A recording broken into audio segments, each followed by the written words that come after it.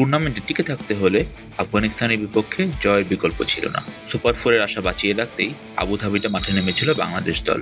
শ্বাসরুদ্ধকর এক জয়ে সেই স্বপ্নটা বেঁচে থাকলো। তবে আফগানদের ৮ রানে হারিয়েও পরের রাউন্ড নিশ্চিত হয়নি বাংলাদেশের। শ্রীলঙ্কা আফগানিস্তানের ম্যাচের নানা সমীকরণের দিকেই তাই তাকিয়ে থাকতে হবে লিটন দাসদের। বি গ্রুপে পয়েন্ট টেবিলে এই মুহূর্তে বাংলাদেশের অবস্থান 2। নিজেদের 3 ম্যাচ শেষে 4 পয়েন্ট নিয়ে লিটনদের নেট রান রেট -0.270। 2 ম্যাচে 4 পয়েন্ট নিয়ে শীর্ষে আছে শ্রীলঙ্কা, তাদের নেট রান রেট +1.54। 2 ম্যাচে 2 পয়েন্ট নিয়ে তৃতীয় স্থানে আছে আফগানিস্তান, তাদের নেট রান রেট +2.150। এখনও বি গ্রুপ থেকে 3 দলেরই সুযোগ আছে সুপার ফোরে যাওয়ার। বাংলাদেশের জন্য সবচেয়ে সহজ সমীকরণ হচ্ছে শেষ ম্যাচে শ্রীলঙ্কার জয়। গ্রুপের শেষ ম্যাচে যদি লঙ্কানরা আফগানিস্তানকে হারিয়ে দেয় তাহলে শ্রীলঙ্কার সঙ্গে সুপার ফোরে উঠবে বাংলাদেশ। কিন্তু আফগানিস্তান যদি জিতে যায় তখনই চলে আসবে নানা সমীকরণ।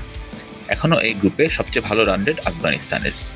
শ্রীলঙ্কাকে যে কোনো ব্যবধানে হারালেই তারা চলে যাবে সুপার ফোরে। তবে বাংলাদেশকে যদি লঙ্কানদের টপকে যেতে হয় নেট রান রেটে রশিদ খানদের দরকার বড় ব্যবধানের জয়। আফগানিস্তান যদি আগে ব্যাটিং করে শ্রীলঙ্কাকে 65 অথবা তার চেয়ে বড় ব্যবধানে হারায় তাহলে আফগানদের সঙ্গে সেরা 4-এ উঠবে বাংলাদেশ।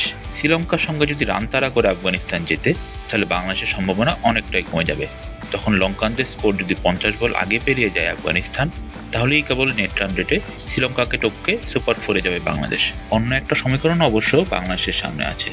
শ্রীলঙ্কা আফগানিস্তান ম্যাচ যদি পরিত্যক্ত হয় তাহলে শ্রীলঙ্কার সঙ্গে পরের রাউন্ডে উঠবে বাংলাদেশ। আগামী 28 সেপ্টেম্বর গ্রুপ পর্বের শেষ ম্যাচের মুখোমুখি শ্রীলঙ্কা আফগানিস্তান। বাংলাদেশ কি পারবে সুপার ফোরে যেতে? ফাহিম মাসরুর, সার বাংলা।